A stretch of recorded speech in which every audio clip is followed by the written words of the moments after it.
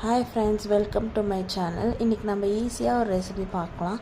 ஜவ்வரிசி பாயாசம் எப்படி பண்ணலான்னு பார்க்கலாம். இதுக்கு தேவையான இன்க்ரீடியன்ட்ஸ் பார்த்திங்கன்னா, ஒரு பேக்கெட் பால், ஒரு கப் ஜவ்வரிசி, ஒரு கப் சுகரு, ஏலக்காய் தூள், முந்திரி திராட்சை நெய்யில் வறுத்தது. இப்போ எப்படி செய்யலான்னு பார்க்கலாம். ஒரு பேக்கெட் பாலை தண்ணி ஊற்றாமல் காய்ச்சி எடுத்துக்கோங்க. அதில் ஒரு கப் ஜவ்வரிசி ஆட் பண்ணிக்கோங்க. ஒரு கப் ஜவ்வரிசி ஆட் பண்ணிவிட்டு நல்லா கலந்து விடுங்க. இந்த ஜவ்வரிசியை நீங்கள் ஒரு 3 hours நல்லா ஊற வச்சு எடுத்துட்டிங்கன்னா ஜவ்வரிசி வேகிறதுக்கு கொஞ்சம் ஈஸியாக இருக்கும். கொஞ்ச நேரம் கலந்து விட்டுட்டு ஜவ்வரிசி வெந்திருக்கான்னு எடுத்து பாருங்கள்.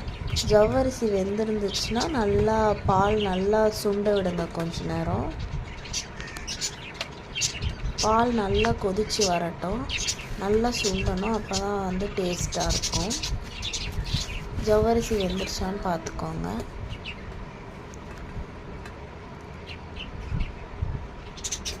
அதுக்கப்புறம் நம்ம ஒரு கப் சுகர் ஆட் பண்ணிக்கலாம். அதில் ஒரு கப் சுகர் ஆட் பண்ணிவிட்டு நல்லா கலந்து விடுங்க.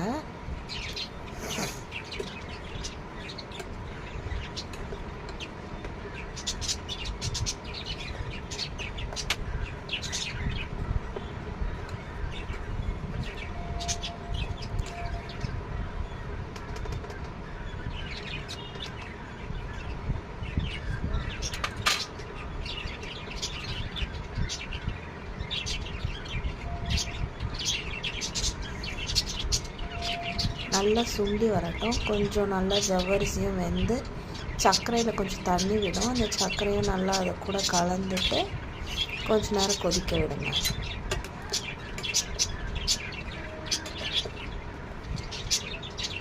நல்லா கொதி வந்ததுக்கப்புறம் ஏலக்காய் தூள் ஆட் பண்ணிக்கலாம். ஏலக்காய் தூள் ஆட் பண்ணிவிட்டு லைட்டாக கலந்து விட்டுக்கோங்க.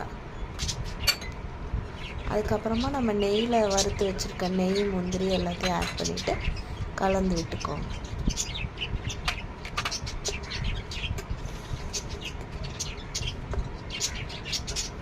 அவ்வளோதான் ஃப்ரெண்ட்ஸ், ஈஸியான பாயாசம் ரெடி. ட்ரை பண்ணி பார்த்துட்டு எப்படி இருக்குன்னு கமெண்ட்டில் சொல்லுங்கள். தேங்க்ஸ் ஃபார் வாட்சிங்.